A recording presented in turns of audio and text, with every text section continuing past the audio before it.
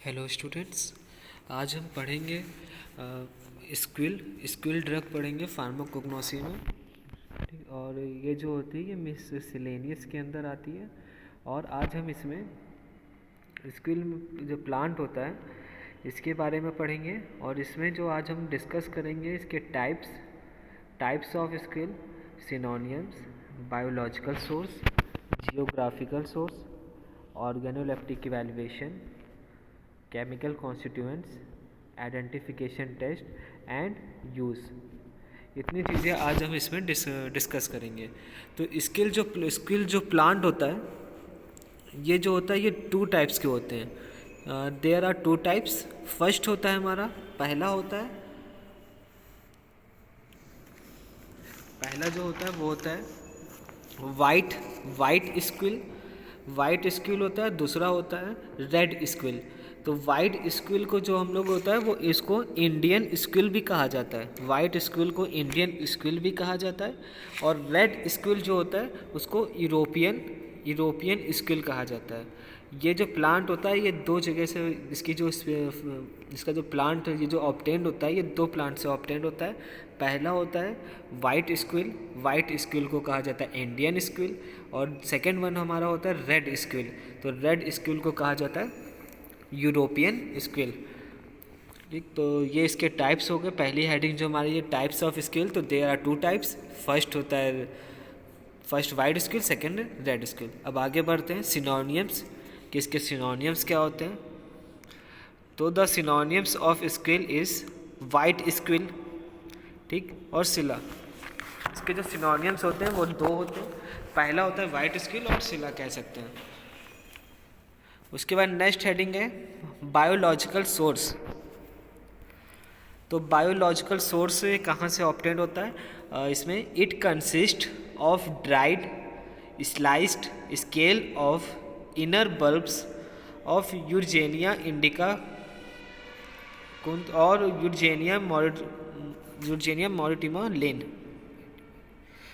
मैरिटिमा लेन family Liliaceae. तो होता क्या है, जैसे कि बताया इसके 2 टाइप्स होते हैं। तो पहला होता है वाइट स्क्विल, दूसरा होता है रेड स्क्विल। तो वाइट स्क्विल का जो ये होता है ये ऑब्टेन होता है कहाँ से? ये जो होता है बल्ब्स फॉर्म से, और बल्ब्स के प्रकार का होता है, बल्ब्स के आकार का होता है प्लांट, उसमें उसके अंदर के भाग से वो ऑब्टेन होता है। और इसका जो प्लांट नेम है वो वाइट स्क्विल का जो होता है प्लांट नेम वो होता है यूर्जेनिया इंडिका। ठीक, यूर्जेनिया इंडिका जो होता है ये वाइट स्क्विल का प्लांट नेम है। और इस वाइट स्क्विल को इंडियन स्क्विल का प्लांट नेम है यूर्जेनिया इंडिका। और जो यूरोपियन स्क्विल है जिसको रेड स्क्विल कहा जाता है उसका प्लांट नेम होता है यूर्जेनिया मैरिटिमा लेन। ठीक, उसका प्लांट नेम है यूर्जेनिया मैरिटिमा लेन। फैमिली जो इसकी होती है वो सेम होती है, लिलिएसी होती है। Family same Liliaceae. उसके बाद नेक्स्ट हेडिंग है जियोग्राफिकल सोर्स। तो जियोग्राफिकल सोर्स में squill is found in India, Spain, European countries, France, Italy, Greece and Asia. The white squill is found in England while the red squill collected in Algeria is used in France। तो होता क्या है कि squill जो होता है ये हमें कहाँ से मिलता है? ये इंडिया में पाया जाता है और यूरोपियन कंट्रीज़ में ये पाया जाता है, France, Italy, Greece and Asia.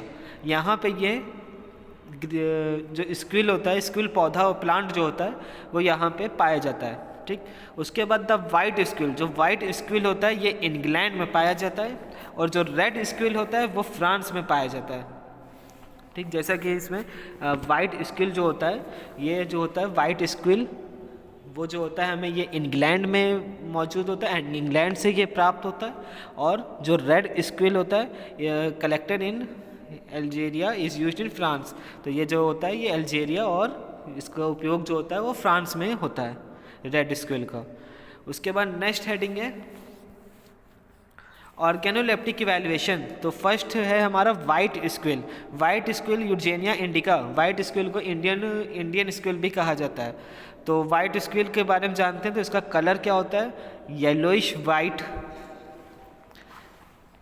White squill पहला है वाइट स्क्विल, उसमें कलर है इसका येलोइश वाइट होता है, टेस्ट बिटर तीखा होता है, ऑर्डर स्लाइट, ऑर्डर स्मेल जो इसकी होती है वो हल्की होती है, स्लाइट होती है, कम होती है, size 1-5 centimetre long and 5-10 mm weight. तो लंबाई जो इसकी होती है वो प्लांट उसकी तो 1 से 5 सेंटीमीटर होती है और विड्थ होती है 5 से 10 mm इसकी विड्थ होती है। ठीक, ये हो गया वाइट स्क्विल का। अब सेकेंड वन है हमारा वाइट स्क्विल पढ़ लिया। अब उसके बाद रेड स्क्विल जो यूरोपियन स्क्विल होता है उसके बारे में देखते हैं। तो उसमें क्या होता है रेड स्क्विल में, रेड स्क्विल का जो होता है इसको यूरोपियन स्क्विल कहा जाता है और इसका जो प्लांट नेम होता है वो होता है यूर्जेनिया मैरिटाइम। ठीक, इसके बाद इसमें इसका जो कलर होता है वो होता है येलोइश रेड, कलर जो इसका होता है yellowish red and test bitter तीखा होता है, ऑर्डर स्लाइट, स्मेल जो इसकी होती है वो कम होती है, साइज जो इसमें होता है 18-20 centimetre long and 12-15 centimetre width. तो क्या होता है कि साइज जो होता है लेंथ जो इसकी होती है वो 18 से 20 सेंटीमीटर होती है और विड्थ जो इसकी होती है वो 12 से 15 सेंटीमीटर इसमें इसकी विड्थ होती है।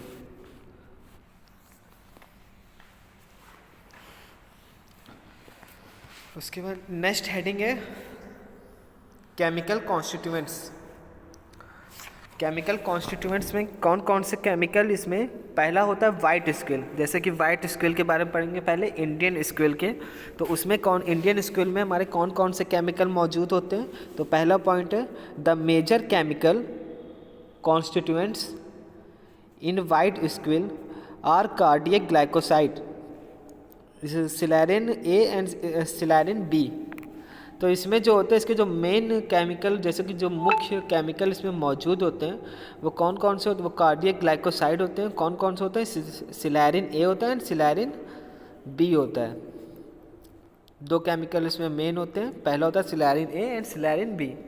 उसके बाद नेक्स्ट पॉइंट है it contains more amount of proscillaridin A. तो इसका क्या मतलब होता है, इसमें जो होता है ज़्यादा मात्रा में सिलेरिडिन ए जो होता है वो मौजूद होता है। द लार्ज अमाउंट ऑफ, ज़्यादा मात्रा में इसमें सिलेरिडिन जो होता है वो सिलेरिडिन ए जो होता है वो प्रेजेंट होता है। किसमें, वाइट स्क्विल में, इंडियन स्क्विल में। उसके बाद नेक्स्ट पॉइंट है it also contain glycoside scillain and bitter principle scillapicrin and scillitoxin. तो इसका क्या मतलब होता है, इट ऑल्सो, इसमें ग्लाइकोसाइड सिलेन भी पाया जाता है। ठीक, और इसमें बिटर प्रिंसिपल क्या होते हैं, कड़वे तीखे पदार्थ जो होते हैं वो इसमें मौजूद होते हैं। कौन कौन से होते हैं, दो होते हैं। पहला होता है एसिलापिक्रिन होता है और एसिलाटॉक्सिन एंड सिलापिक्रिन जो होते हैं are two chemical which are present for bitter principle. ये जो होते हैं ये दो बिटर कड़वे पदार्थ होते हैं जो ड्रग को तीखा बनाते हैं। तो दो केमिकल सिलापिक्रिन एंड सिलाटॉक्सिन। ये वाइट स्क्विल का हो गया। नेक्स्ट केमिकल कॉन्स्टिट्यूएंट्स है red squill, chemical constituents of red squill European squill. ठीक, इसके बारे में पढ़ेंगे। तो squill contains major cardiac glycoside scillarin A and scillarin B. इसमें भी क्या होता है, इसके जो मेन केमिकल होते हैं वो इसमें दो होते हैं। कौन कौन से, सिलेरिन ए होता है एंड सिलेरिन बी होता है।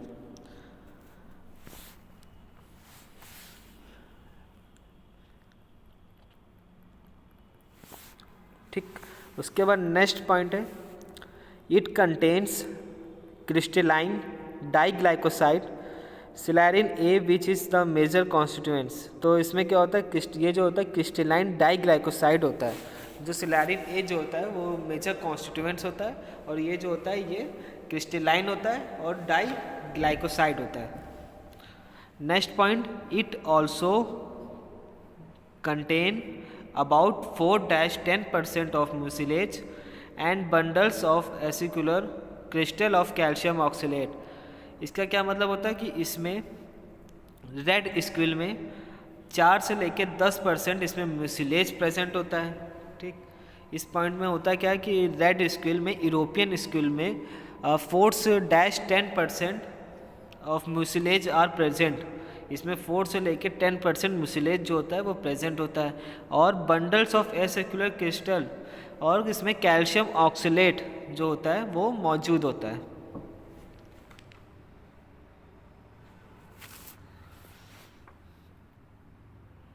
उसके बाद नेक्स्ट हेडिंग है आइडेंटिफिकेशन टेस्ट।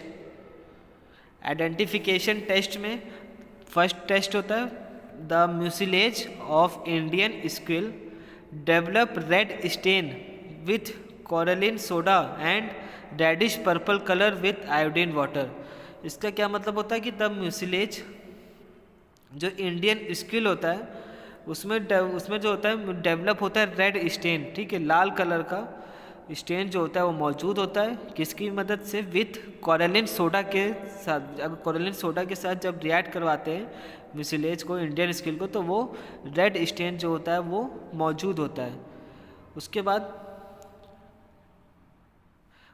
जब उसमें आयोडीन वाटर जब उसमें ऐड होता है तो वो जो होता है वो रेडिश पर्पल कलर का हो जाता है।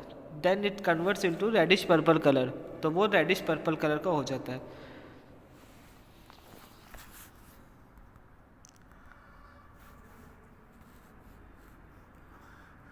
नेक्स्ट पॉइंट, नेक्स्ट टेस्ट है, दूसरा टेस्ट है the mucilage of European squill.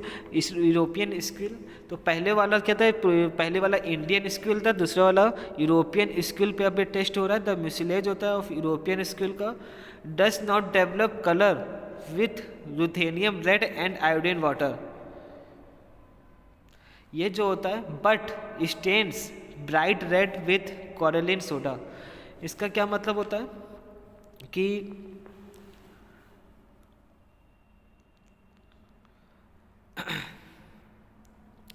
इसमें होता है क्या, इसमें जो होता है ये कोई कलर नहीं प्रोड्यूस करता है। ठीक, ये जो होता है कोई भी कलर ये नहीं प्रोड्यूस करता है। जब इसको यूरोपियन स्क्विल को ruthenium red solution, ruthenium red and iodine water के साथ जब इसको ऐड करते हैं तो कोई भी कलर इसमें नहीं मौजूद होता है। But stains bright red with coralline soda, पर जब कोरलिन सोडा के साथ ऐड किया जाता है तो ब्राइट रेड स्टेन्स जो होते हैं वो मौजूद होते हैं।